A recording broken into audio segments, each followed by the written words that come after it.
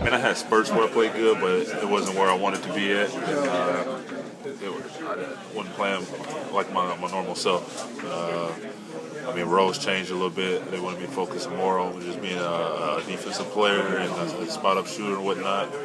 And so I'll have a whole summer to get involved in doing a lot of spot-up shots and working on my role as what's this going to be next year and whatnot. So I'll be prepared for that a lot better than I was this year.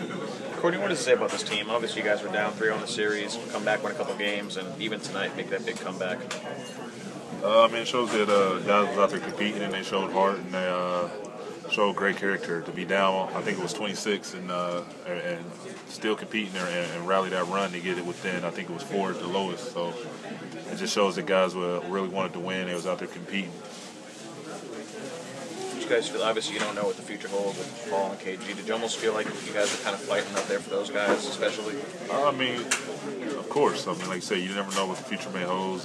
Both of those guys had wonderful careers and whatnot, and they're at that point where they can make that decision to come back or retire, and they'll still leave a legacy behind at this point right now. But as far as everybody else in this locker room, we want them to come back, and I'm sure the coaching staff and the fans and the city and the organization all want them back too. So they'll be pushing for that. Outside of those guys and Jet, I mean, it's a fairly young group. What do you think you guys can learn going forward? Playing these kind of stages. Definitely can learn from all our mistakes, playing wise, but then from everything else, you can learn how to be a professional.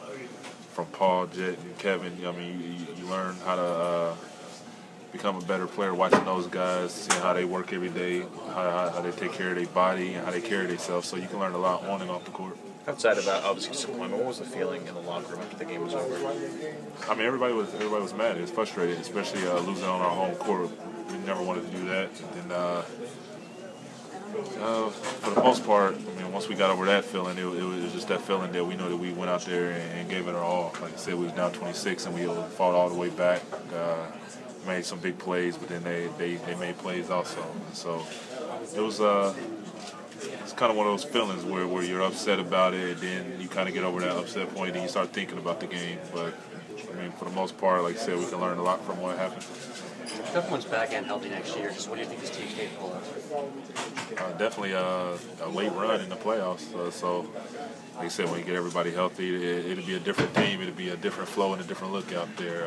Like I said, we battled that adversity all year, and we was able to push through it for the most part, and they caught up with us a little bit. And so, like I said, next year with everybody healthy, I think we'll be stronger.